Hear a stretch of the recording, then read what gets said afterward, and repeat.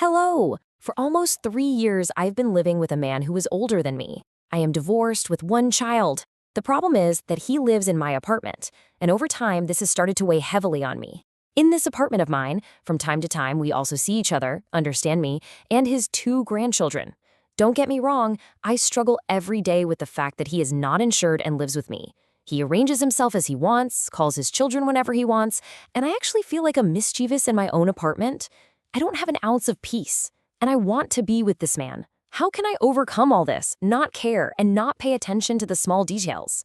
Feeling like a stranger in your own home? Wow, that's an incredibly heavy burden to carry.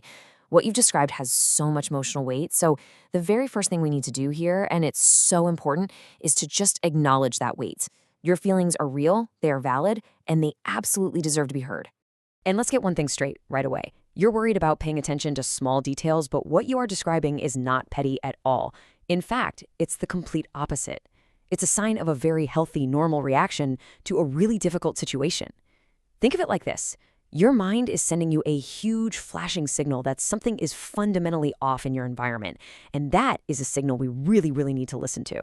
So this brings us to the core of your question. How can you learn to not pay attention to the small details? But here's the thought. What if the problem has nothing to do with the details? What if those small details are actually just symptoms of a much bigger problem? Let's try to look at this from a different angle. Here's the thing. The problem is not that you pay attention to details. The real problem is that your boundaries are being systematically crossed again and again. The distress you're feeling, that's not about the little things. It's about a fundamental lack of respect for your space and your needs. And trying to just ignore that, well, it's like trying to sleep through a fire alarm blaring in your ear. It's just not sustainable. So to really get why this all feels so unsettling, we need to unpack the structure of what's happening in your home.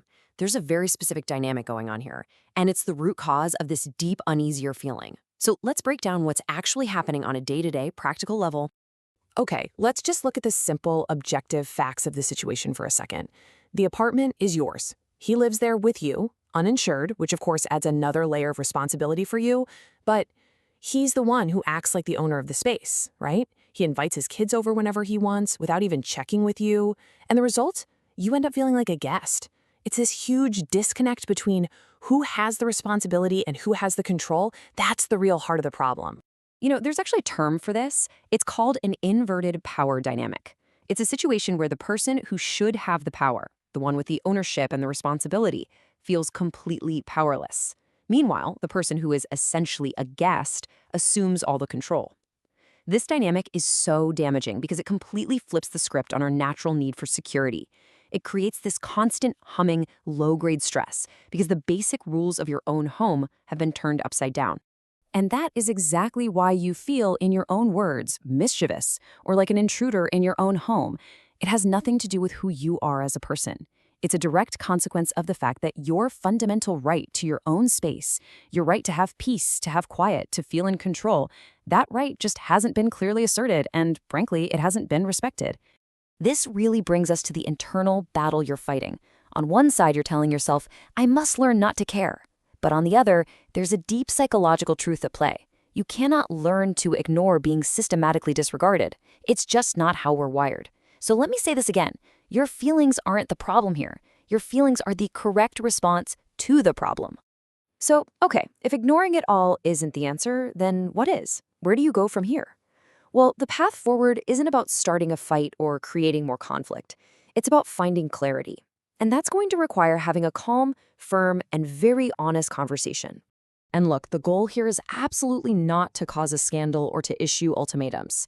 That kind of unproductive approach usually just makes the other person defensive, and then the conversation shuts down completely.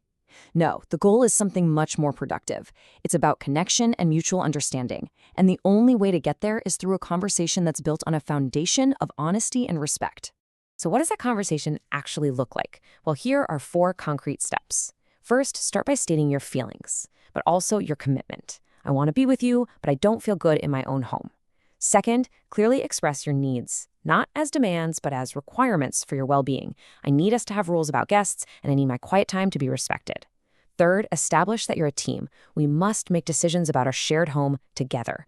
And finally, you have to open the door to talking about shared responsibility, financial, domestic, insurance, the whole shebang. That's a cornerstone of any balanced partnership. Now, having this conversation is the right next step. But we also have to be realistic. It may or may not lead to the change you need.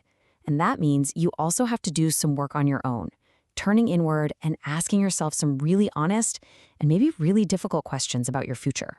Here's the first big one. Just try to picture this for a second. If absolutely nothing changes, if this exact feeling continues day after day, can you live this way for another 5 years? Is that a future you can truly accept? And then there's the second question, which is just as important.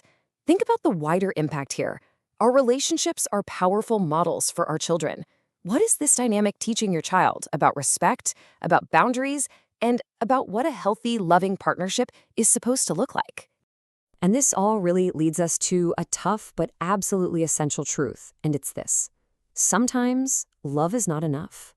You can love someone with all your heart, but if you don't have that solid foundation of mutual respect, respect for each other's needs, feelings, and personal space, that love is going to have a very, very hard time surviving. So as we wrap this up, I really want you to hold on to this thought. You are not being demanding. You're not being capricious or asking for too much. You are a person, a parent, and a homeowner, and you have a fundamental, undeniable right to feel safe, respected, and at peace in your own home. That is not a small detail. That is everything.